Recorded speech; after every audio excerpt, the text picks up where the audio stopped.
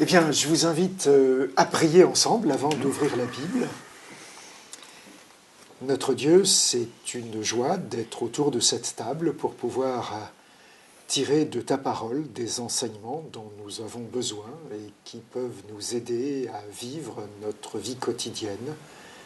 Que ta grâce, que ton esprit nous aide, au nom du Seigneur Jésus. Amen. Amen. Amen. Ah, j'ai une question à vous poser pour démarrer aujourd'hui. Est-ce que vous avez reçu un jour un beau cadeau qui vous a fait plaisir? Quel est ce cadeau? La naissance des enfants.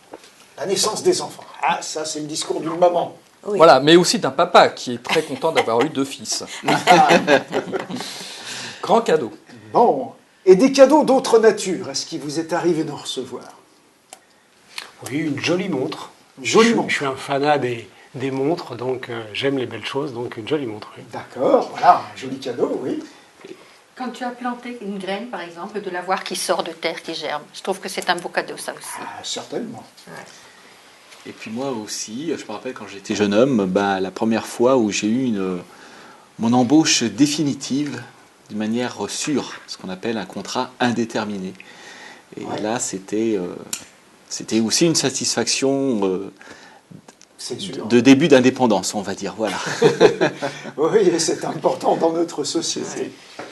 Eh bien, on va aujourd'hui se pencher sur un texte de la Bible qui va nous parler d'un cadeau extraordinaire, de quelqu'un qui a donné quelque chose d'extraordinaire.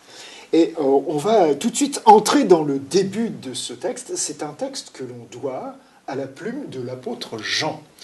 C'est pas un texte tiré de l'évangile de Jean, mais un texte tiré de l'une des petites lettres que l'apôtre Jean a écrites et qui sont à la fin du Nouveau Testament. Alors, on va ouvrir nos Bibles dans le 3e chapitre de la première lettre de Jean, et on va commencer ce paragraphe qui est d'abord à partir du verset 11 et 12. Camille, tu nous fais la lecture? Car ce qui vous a été annoncé et ce que vous avez entendu dès le commencement, c'est que nous devons nous aimer les uns les autres et ne pas ressembler à Caïn, qui était du malin et qui tua son frère. Alors, dans ce premier extrait, ce début de texte, on nous parle d'un personnage. Comment s'appelle-t-il? Caïn. Est-ce que vous pouvez rappeler un petit peu qui était Caïn? Le fils d'Adam et Ève. Le frère d'Abel. Le frère d'Abel.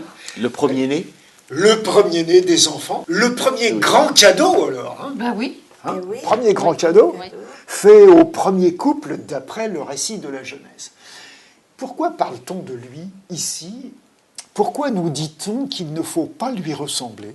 Quand on lit la Bible, on s'aperçoit qu'il y a eu un conflit entre Abel et Caïn au moment d'une offrande et que ce conflit entraîna une réaction vive et violente de la part de Caïn sur son frère Abel. Il le tua. Premier meurtre. Premier meurtre. Ça n'a pas dû être un cadeau pour les parents, ça. Chou. Dur, hein? Donc, on comprend qu'un apôtre puisse dire aux lecteurs de ses lettres n'imitez pas Caïn, ne devenez pas des meurtriers. Je pense que c'est un souhait qui nous paraît naturel à tous et à toutes. Maintenant, le début de ces premières lignes nous met dans quelle perspective? Qu'est-ce que les chrétiens à qui Jean écrit ont appris? Et ont appris depuis le commencement. C'est-à-dire, qu'est-ce qu'on ne se lasse pas de leur répéter, d'après ce que Camille a lu? De s'aimer les uns les autres. Voilà. On est en train de nous dire que la vie, c'est fait pour s'aimer, pas pour se tuer. Je pense qu'on est assez facilement tous d'accord là-dessus. Alors, on va reprendre notre lecture et lire maintenant un petit peu plus loin, dans ce même paragraphe, les versets 14 et 15. Allez, Marie-Antoinette, tu nous fais la lecture? Nous savons que nous sommes passés de la mort à la vie parce que nous aimons les frères. Celui qui n'aime pas demeure dans la mort. Quiconque est son frère est un meurtrier. Et vous savez qu'aucun meurtrier n'a la vie éternelle demeurant en lui. Ok, alors, dans ce petit paragraphe, j'ai l'impression qu'il y a des contrastes qui sont forts. Lesquels? La vie et la mort. Voilà, la vie et la mort. Hein. On met ces deux mots en opposition l'un à l'autre. La vie et la mort. L'amour et la haine. Voilà, l'amour et la haine. Et est-ce qu'il y a un lien entre ces deux oppositions? On peut dire que l'amour conduit à la vie, la haine conduit à la mort. Oui, on pourrait simplifier les choses de cette façon-là. Est-ce que vous remarquez autre chose dans ces deux phrases que Marie-Antoinette nous a lues? Quelque chose qui pourrait être, je dirais, comme une espèce de chronologie possible de la vie humaine. Au verset 14, nous sommes passés de la mort à la vie. Oui. Donc on a eu une certitude, devenant chrétien, on a ce secte-là. Mais il nous dit juste la phrase d'après, mais celui qui n'aime pas, qui n'a pas l'amour, lui demeure dans la mort. Oui, en quelque sorte. En quelque sorte, il y a une opposition. Ça voudrait dire que, naturellement, nous sommes de quel côté? Nous sommes passés de la mort à la vie parce que nous aimons les frères et sœurs. Donc, Ouais. l'idée, quand même, c'est que il y a l'expression de notre amour vis-à-vis de l'autre. Oui. Et c'est le contraire de la haine. Alors évidemment, donc, mais ça veut dire presque qu'on a l'impression que naturellement on est plutôt dans le camp de la mort, hein, mais qu'il y a la possibilité de changer de camp, de passer d'un camp à l'autre. Et cette possibilité, elle se démontre par l'amour. Par l'amour. Et je crois qu'on a parlé de cadeau tout à l'heure. Et Ouais. c'est vrai que le plus grand cadeau, quand même, c'est d'avoir rencontré le Christ et l'amour de Dieu. Oui. Avoir cette certitude que Dieu nous aime, c'est ce qui nous permet de nous dire que la perspective ne s'arrête pas avec la mort. L'amour produit la vie. Oui. C'est-à-dire que certes, on choisit l'amour, mais on ne choisit pas non forcément la mort. Mais de toute façon, si on n'a pas l'amour, automatiquement, ça va vers... La dégénérescence est là. C'est comme une dégénérescence. Oui. Et le fait de prendre l'amour, ça nous remet sur... la vie renaît en nous. Oui, on peut dire On ça, peut mais le- en même temps, on sait très bien que même quand on aime, et d'ailleurs l'une des expériences les plus opposées à un cadeau, c'est la mort d'un être cher. Tout à fait. Et là, c'est pas un cadeau, c'est un choc terrible. Et on se rend bien compte que même si l'amour fait naître en nous quelque chose, la mort est là. Elle est bien là. Et pourtant, dans ce texte-là, il parle de la vie, mais il ajoute un adjectif à cette vie. Il l'appelle comment? Vous avez remarqué? La fin du verset 15 dit quoi pour la vie? La vie éternelle. La vie éternelle, c'est quoi la vie éternelle pour vous? Demeurant en lui.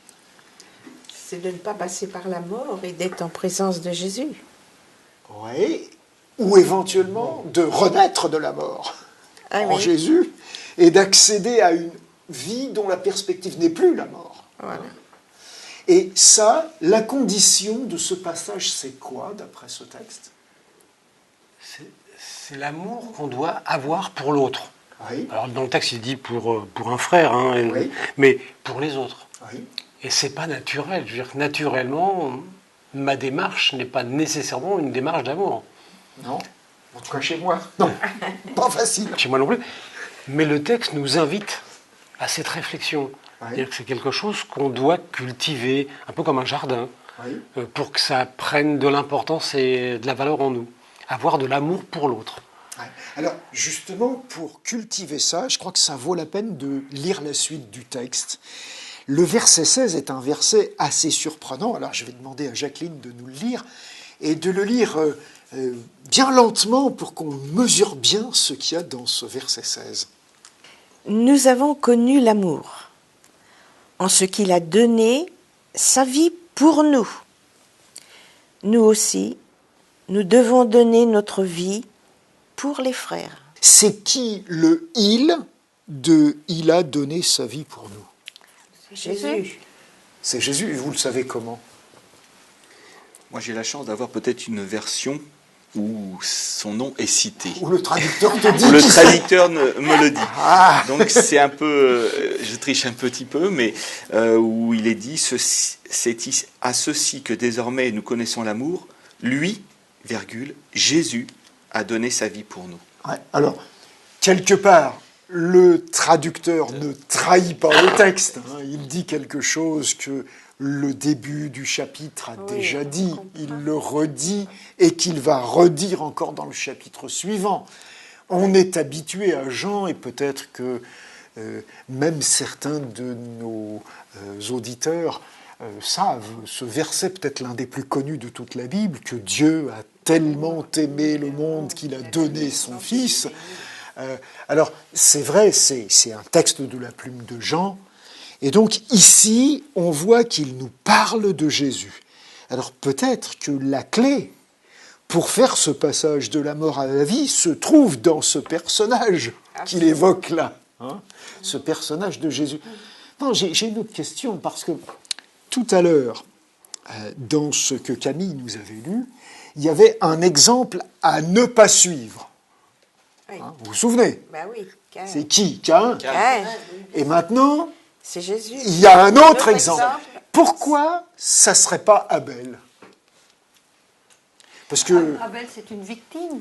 Oui. Il n'a rien fait de très spectaculaire, en fait, dans toute cette histoire. Oui. Il a subi. Alors, effectivement. Il n'a pas il fait me de semble choix. Voilà, que dans ce mot-là se trouve peut-être une des clés. Il a subi la mort, il n'a pas choisi de mourir, il n'avait certainement pas envie de mourir. Enfin, j'imagine pas qu'il avait envie de mourir. Hein.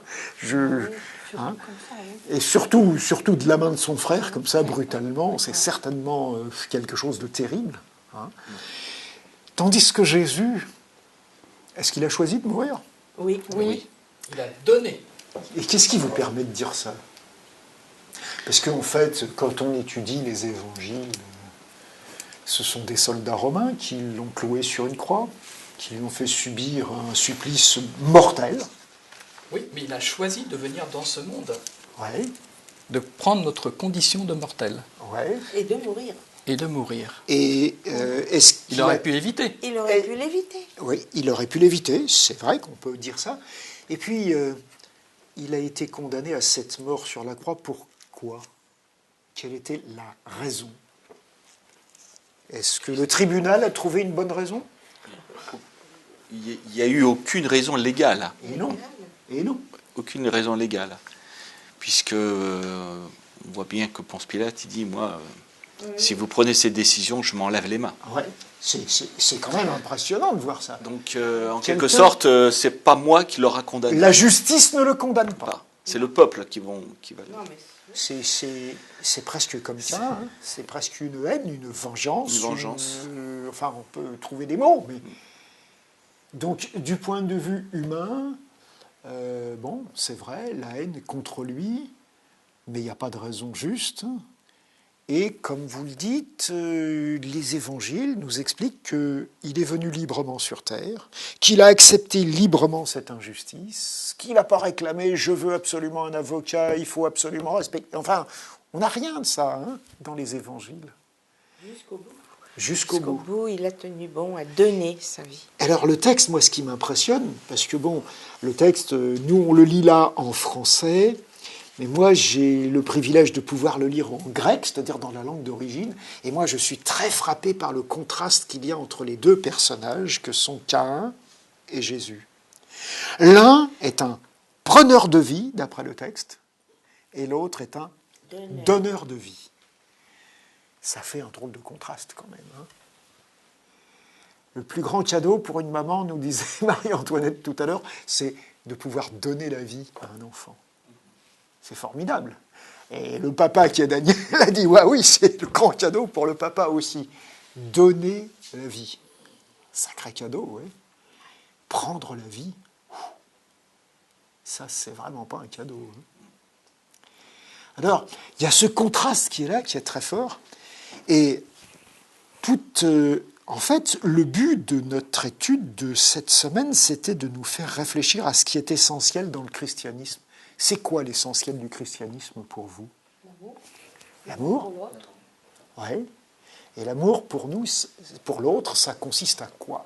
Aimer l'autre. On pourrait essayer de définir ce que c'est que l'amour. Faire passer les autres avant soi-même, avant ses propres besoins. Ouais. Quelque part, tu donnes quelque chose quand tu fais ça. Hein. Oui. C'est ne pas être égoïste. Ouais, c'est assez simple comme définition. Hein. C'est-à-dire que l'ego n'est pas le centre des préoccupations. C'est peut-être d'arriver à, par l'expérience et le temps, à comprendre qu'il y a plus de plaisir à donner qu'à recevoir, ou qu'à prendre. Ouais, qu'apprendre, entre autres. Qu'apprendre. Recevoir, c'est parfois bien agréable. C'est parfois bien agréable. Mais Mais- apprendre, oui, Mais c'est prendre, ça, c'est autre chose. C'est autre hein, chose. encore. Je pense que dans l'amour, il y a une forme d'attention à l'autre aussi. Oui, Je crois que la première chose, c'est le respect aussi de l'autre. C'est-à-dire que j'ai un principe, je respecte l'autre, et ainsi je peux entrer dans l'amour et aller avec lui, cheminer avec lui. oui, tu tiens compte de sa présence. Voilà. Et parce que tu tiens compte de sa présence et que tu le respectes, tu es attentif et donc tu peux percevoir certains de ses besoins et agir en conséquence. Mais ce respect est possible parce qu'au départ, il y a eu une rencontre personnelle avec Jésus qui a touché mon cœur en me disant que j'étais très important à ses yeux. Oui, Et comme il m'a revalorisé, il m'a redonné cet amour, il m'a redonné cette importance que je considérais que je n'avais pas, alors je peux voir à nouveau cette même importance qu'ont les autres à ses yeux, puisque moi, il me regarde aussi de cette manière. oui. Tu Dans la mesure ne peux où plus il- avoir la haine de Voilà, je ne peux plus avoir la haine. Il m'a, en quelque sorte, redonné espoir et il m'a touché par cet amour auquel, véritablement, je suis considéré comme quelqu'un de très important. Comment puis-je ne pas voir les autres comme aussi importants, voire comme plus importants? Ok. Donc, on est là dans une petite phrase qui, parce qu'elle évoque le personnage de Jésus, nous donne en quelque sorte la règle du jeu de la vie. La vie, comme on disait tout à l'heure, ça s'oppose à la mort. Comme l'amour, ça s'oppose à la haine. Et la vie, c'est d'apprendre à aimer, à respecter l'autre, à le découvrir, à le valoriser, à lui rendre service, à faire que sa vie soit aussi belle que possible et que, en tout cas, ses besoins soient satisfaits. Alors justement, on va lire la fin du texte, parce que le texte n'est pas terminé. On va lire encore les versets 17 et 18 qui vont nous permettre de voir comment Jean voit vraiment les choses. Si quelqu'un qui possède les biens de ce monde voit son frère dans le besoin et lui ferme son cœur, comment l'amour de Dieu peut-il demeurer en lui? Petits enfants, n'aimez pas en parole et avec la langue, mais en acte et avec vérité. La dernière phrase, elle est assez facile à comprendre. Pour dire qu'on aime, il ne suffit pas de dire « je t'aime ». Bien que ça ne soit pas mauvais de dire de temps en temps à l'autre qu'on l'aime. Oui. C'est vraiment important. C'est agréable à entendre, n'est-ce pas? Ce que toute femme dit à son mari, mais il faut que tu me dises que tu m'aimes. Oui, C'est souvent, normal. c'est vrai que les hommes Oui, ont du oui, mal. mais quand il y a l'action qui suit les mots, qui Voilà. précède les mots, je crois que c'est plus fort. Bah bien sûr, il y a des grandes chances que ce soit plus fort, ça c'est sûr. Donc Jean nous explique qu'il ne suffit pas de le dire, il faut aussi le vivre, l'acter, le démontrer. mettre, le montrer par des actes. Et alors il prend un exemple au verset 17 qui est assez intéressant. Quelles sont les conditions en fait de ce qu'il essaye d'expliquer au verset 17? 1. Qu'est-ce qu'il dit? Quelqu'un C'est possède les biens du monde. la notion du partage. Ouais. Est-ce que vous avez l'impression d'être des gens qui possédaient? Bah, oui, tous. Je pense qu'il ne faut pas se leurrer. Possède, Quand on regarde- c'est par rapport à un C'est autre. tous quelque C'est chose. toujours relatif par rapport à qui? Alors, Oui, mais enfin, c'est intéressant parce que dès qu'on pose cette question, on a tendance, nous, à comparer à être humain. Et c'est vrai qu'il y a des gens qui possèdent plus que nous, oui, du point de vue matériel en tout cas. oui. Nous, on possède plus que certains aussi en dessous. Et il y a des Et grandes voilà. chances que nous possédions davantage que beaucoup Bien d'autres, sûr. malheureusement pour les autres. Donc, celui qui possède, celui qui est conscient de posséder, d'avoir quelque chose, ou en tout cas de pouvoir jouir de quelque chose, celui-là. Deuxième condition, qu'est-ce qu'il dit? Voyant son frère dans le besoin. Voilà. Il ferme ses entrailles. Alors, la deuxième condition, c'est de voir, d'être les yeux ouverts, d'être attentif. Et en plus, je dirais que le mot qui est employé ici, c'est pas simplement le mot voir ordinaire, le verbe voir qui consiste à dire hop, hop j'ai vu, tiens, hier j'ai vu passer un tel là rapidement à travers la fenêtre.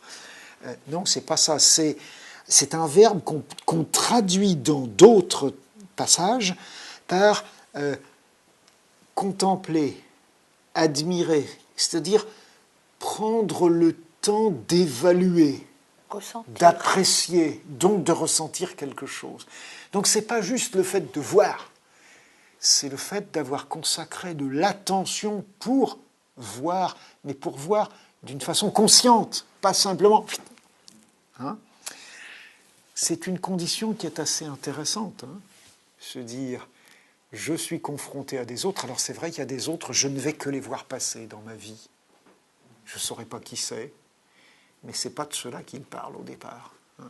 Il parle de ceux qu'on voit vraiment, qu'on prend le temps de regarder, d'apprécier, de découvrir, et qu'on prend conscience qu'ils ont un besoin. D'autant qu'il ajoute un tout petit mot à prévoir, il dit « son frère ». Oui. Alors comment je regarde les autres, Ouais. hein? Parce que si je veux les regarder comme des inconnus, comme tu dis, je les vois. Ouais. C'est Ça passe. passager. Oui. Mais si je regarde l'autre comme mon frère ou ma sœur, hein, je vais porter plus d'attention dans mon regard. Peut-être lui poser des questions. Alors c'est vrai que poser des questions, c'est déjà se mettre, pour nous occidentaux, dans l'embarras. Parce que si je pose une question, je vais avoir une réponse qui va m'impliquer.